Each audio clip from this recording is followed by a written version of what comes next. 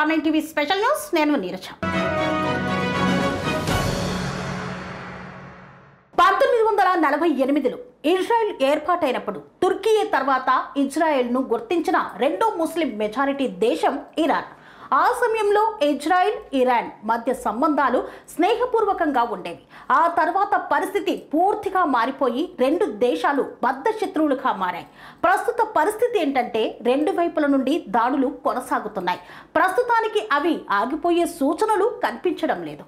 ఒకప్పటి స్నేహితులు బద్ధ శత్రువులుగా ఎలా మారాయి?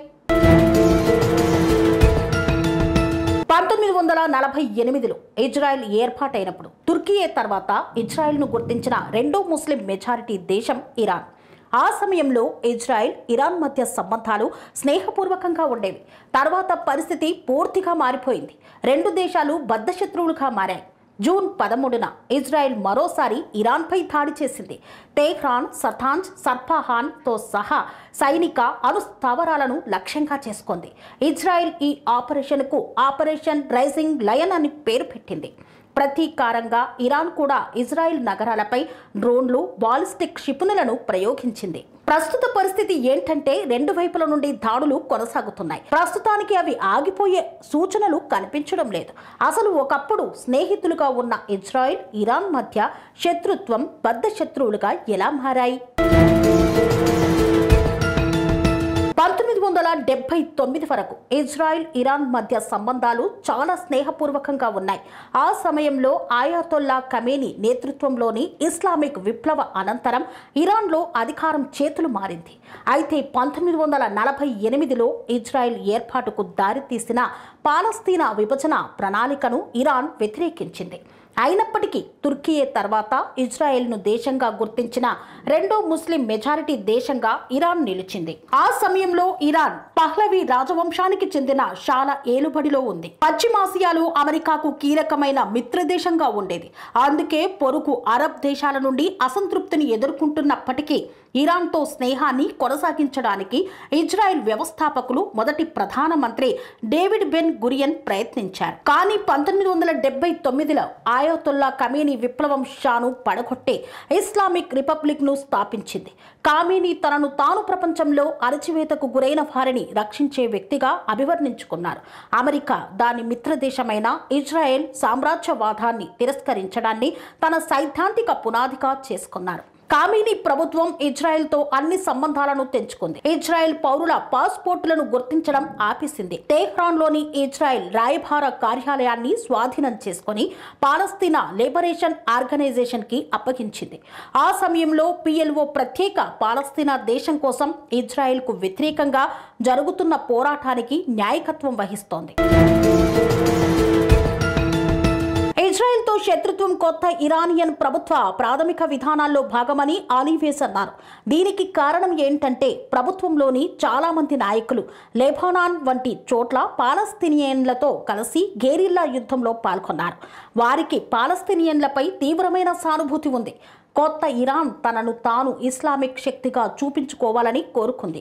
అందుకే ఆ సమయంలో చాలా అరబ్ ముస్లిం దేశాలు వదిలిపెట్టిన పాలస్తీనా సమస్యను నెత్తికెత్తుకుంది. ఈ విధంగా ఖమేనీ పాలస్తీనా సమస్యపై తమ వాదనను వినిపించడం ప్రారంభించాయి. ఆ తర్వాత టెహ్రాన్లో పాలస్తీనా మద్దతుదారుల భారీ ప్రదర్శనలు సాధారణమయ్యాయి. ఈ ప్రదర్శనలకు ప్రభుత్వం పూర్తి మద్దతునిచ్చింది. 1990ల వరకు ఇజ్రాయిల్లో ఇరాన్ పట్ల నిజమైన శత్రుత్వం మొదలు కాలేదని వెజ్ అన్నారు.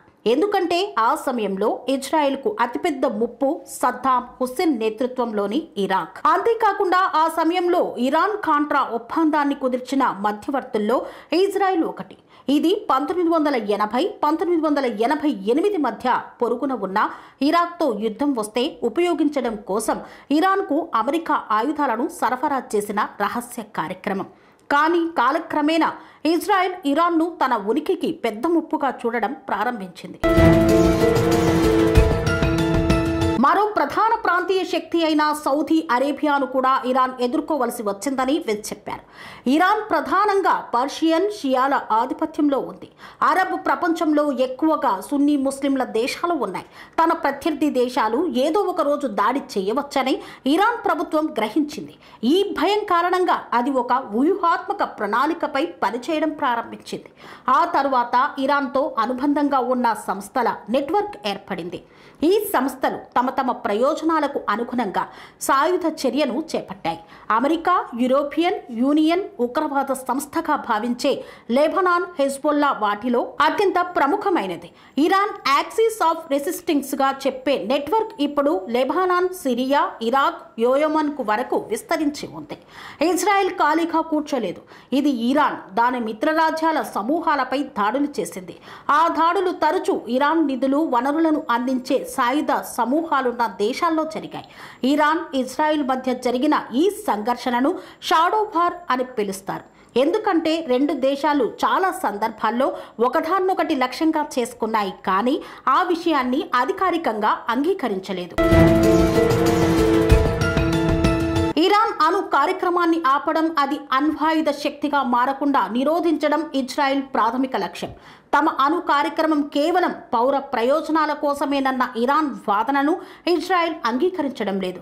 ఈ శతాబ్దం మొదటి దశాబ్దంలో ఇరాన్ అణు కేంద్రాలను తీవ్ర నష్టం కలిగించిన స్టక్స్నెట్ అనే కంప్యూటర్ వైరస్ను అమెరికా సహకారంతో ఇజ్రాయెల్ అభివృద్ధి చెందిందని చెప్తారు. తమ అణు కార్యక్రమ అధిపతులు మరికొందరు సీనియర్ శాస్త్రవేత్తలపై దాడులు చేసింది ఇజ్రాయెల్ నిఘా సంస్థేనని ఇరాన్ ఆరోపించింది. వీటిలో అత్యంత ముఖ్యమైన సంఘటన 2020లో మోక్సిన్ కాజ్రీజాదే హత్య అయితే, ఆ హత్యలో తన ప్రమేయాన్ని ఇజ్రాయెల్ ప్రభుత్వం తిరస్కరిస్తూ వస్తోంది. ఇరాన్ అణు కార్యక్రమానికి సంబంధించిన ప్రదేశాలను లక్ష్యంగా చేసుకొని తాజా దాడులు జరుగుతున్నాయని ఇజ్రాయెల్ ప్రధానమంత్రి అన్నారు. ఇరాన్ను ఆపకపోతే అది చాలా తక్కువ సమయంలోనే అణ్వాయుధాలను తయారు చేయగలదు. ఇది 1 సంవత్సరం, కొన్ని నెలలు లేదా అంతకు ముందే జరగవచ్చు. ఇది ఇజ్రాయెల్ ఉనికికి తీవ్రమైన ప్రత్యక్ష ముప్పు అని నేతన్యాహు పేర్కొన్నారు. ప్రస్తుతం రెండు దేశాలు ఒకదానిపై ఒకటి నిరంతరం దాడి చేసుకుంటున్నాయి. పనేసియా మెరిడియన్ హాస్పిటల్స్ ప్రతి సామాన్యుడికి అందుబాటులో అంతర్జాతీయ వైద్య ప్రమాణాలతో వైద్యం, 24 గంటల అంబులెన్స్ సర్వీసుతో పాటు అత్యవసర సేవలతో ఏర్పాటైన చికిత్సా విభాగం.